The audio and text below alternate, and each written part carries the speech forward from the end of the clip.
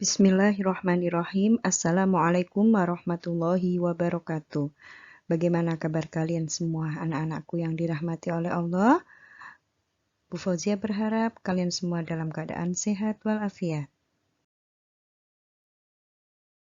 Hari ini bersama-sama kita akan mempelajari mata pelajaran Al-Quran Hadis dengan bab hadis keutamaan memberi. Adapun tujuan pembelajaran kita pada kali ini adalah sebagai berikut.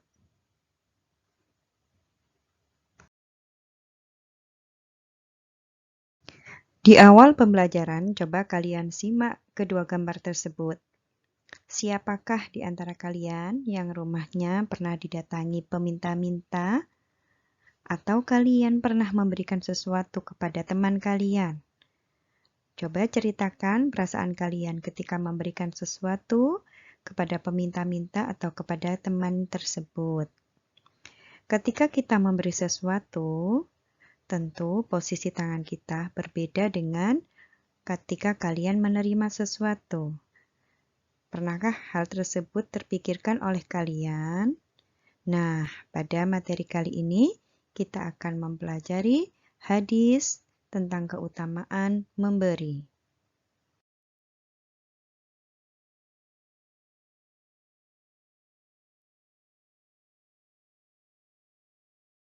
Inilah lafal hadis keutamaan memberi. Coba kalian perhatikan bersama-sama. Bismillahirrahmanirrahim. An Abdillah bin Umar radhiyallahu anhu anna Rasulullah sallallahu alaihi wasallam qala al yadul ulya khairum minal yadis sufla fal yadul ulya hiyal munfiqatu was sufla hiyas sailatu. Rawahul Bukhari wa Muslim. Adapun arti hadis tentang keutamaan memberi tersebut, dari Abdullah bin Umar radhiyallahu anha berkata bahwa Rasulullah Shallallahu alaihi wasallam bersabda, tangan yang di atas lebih baik daripada tangan yang di bawah. Tangan yang di atas adalah pemberi dan tangan yang di bawah adalah peminta-minta. Hadis riwayat Bukhari dan Muslim.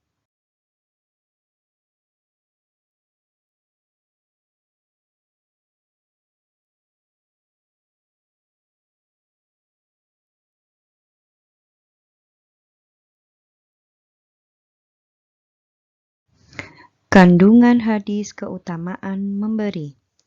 Untuk mengetahui kandungan hadis tentang keutamaan memberi, mari ikuti penjelasan berikut ini. Tangan di atas adalah orang yang memberi.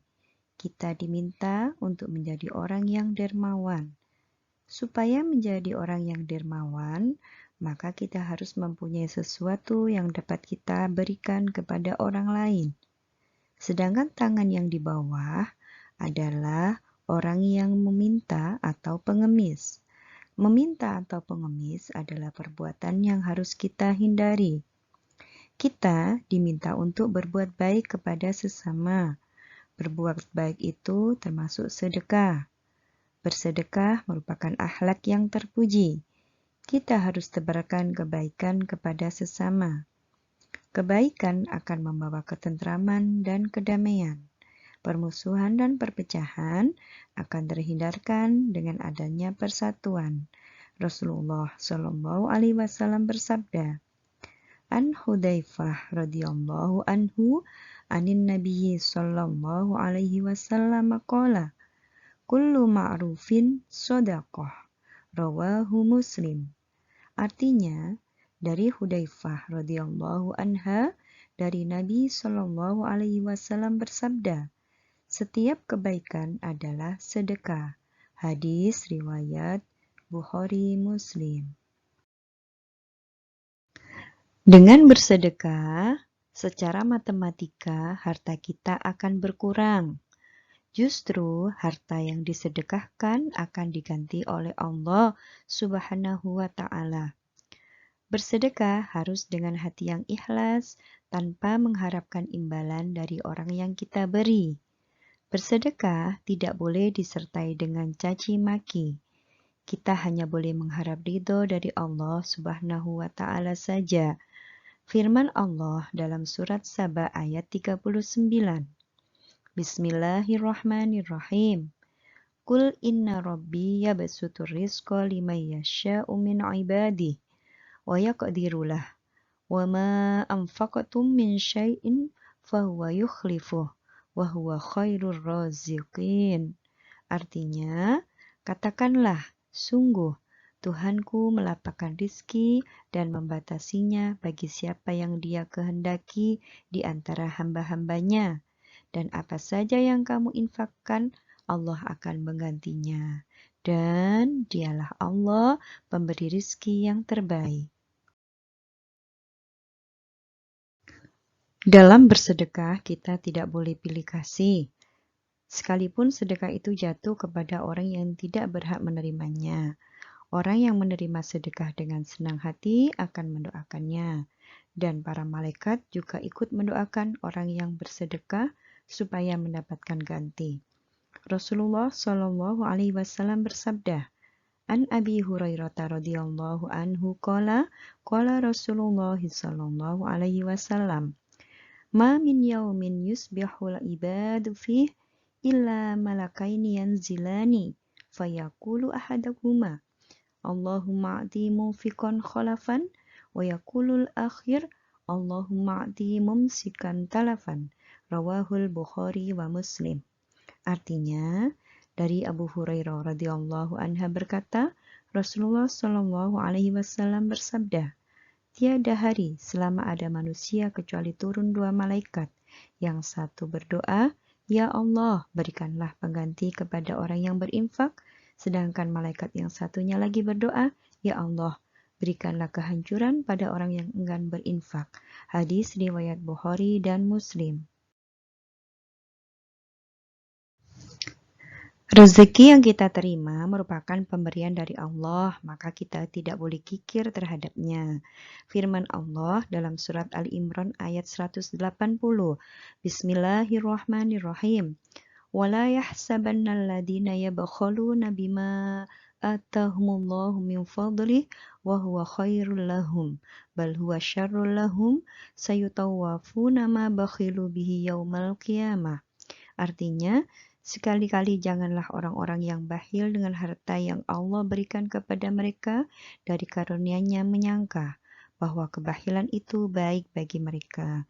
Sebenarnya, kebakhilan itu adalah buruk bagi mereka. Harta yang mereka bakhilkan itu akan dikalungkan kelak di lehernya pada hari kiamat.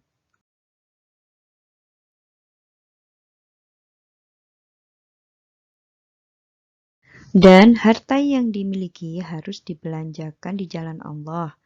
Jangan takut miskin karena bersedekah. Harta yang kita miliki tidaklah boleh ditutup-tutupi, apalagi merasa sayang terhadap hartanya sehingga menjadikan enggan untuk bersedekah. Orang yang dermawan dicintai oleh Allah, Rasulullah, dan masyarakat. Bersedekah harus ikhlas tanpa mengharapkan imbalan dari siapapun. Rasulullah Shallallahu Alaihi Wasallam bersabda, Innallaha jawadun yuhibbul jawad wa yuhibbu makarimal akhlaq wa yukrihu safqafaha. Artinya, sesungguhnya Allah Subhanahu wa Ta'ala itu Maha Pemurah, mencintai orang-orang yang memiliki sifat pemurah dan mencintai budi pekerti yang bagus.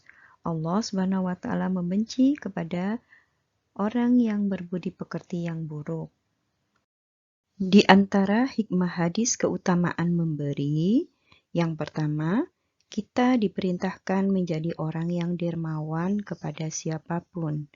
Yang kedua, tangan di atas lebih baik daripada tangan yang di bawah, yang mempunyai arti orang yang memberi lebih utama daripada orang yang meminta-minta.